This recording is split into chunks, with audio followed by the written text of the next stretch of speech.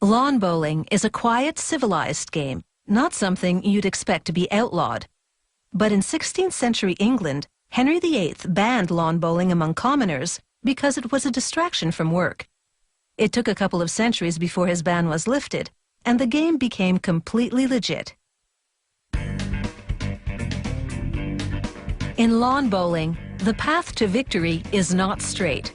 The bowl is designed to roll in a curve towards the object ball, the smaller yellow one called the jack.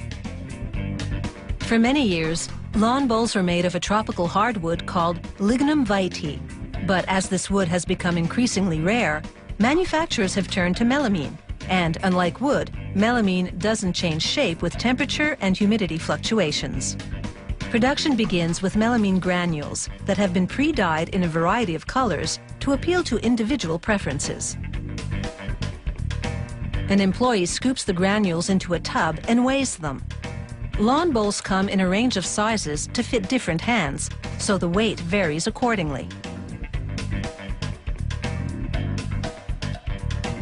He drapes a cloth over the melamine granules and holds it in place with pieces of wood. Then it's into a machine called a preheater.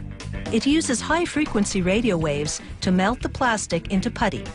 The cloth absorbs moisture generated in the process. All those melamine bits have now merged into a malleable mass. He squeezes it to reshape it a bit so it can be inserted into a molding press. This 150-ton press forces the plastic dough into a hot mold to shape it into a lawn bowl. This lawn bowl may look round, but it's not a perfect sphere. This slightly irregular shape will cause it to roll into a curve. He marks the size and other information onto it. And then it's over to a computerized lathe. It spins the lawn bowl while the blade carves it to perfect that asymmetrical shape. Other tools then etch 2 rows of half-moons onto the surface. This engraved pattern makes the lawn bowl easier to grip. The next blade slices off the nubs used to spin the lawn bowl in the lathe.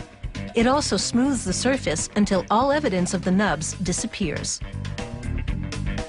This receptacle uses suction power to hold the lawn bowl steady while a carousel moves it forward to undergo a vigorous polishing.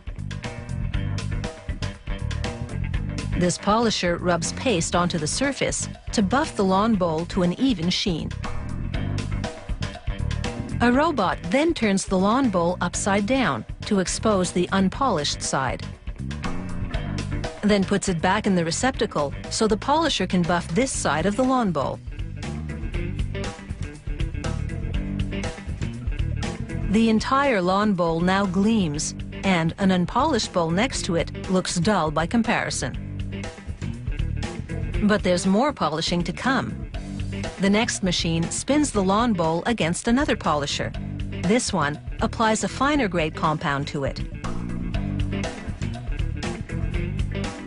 Down the line, lasers move in unison to engrave the same emblem onto 4 bowls. It's a Scottish thistle, one of over 4,000 team insignias available at this production facility.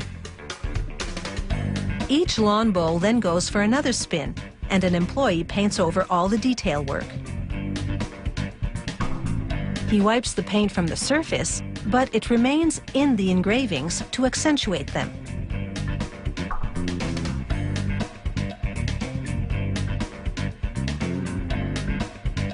Some lawn bowls get 2-toned paint jobs. The worker brushes red paint into a hawk engraving, which provides a nice contrast to the yellow detail work.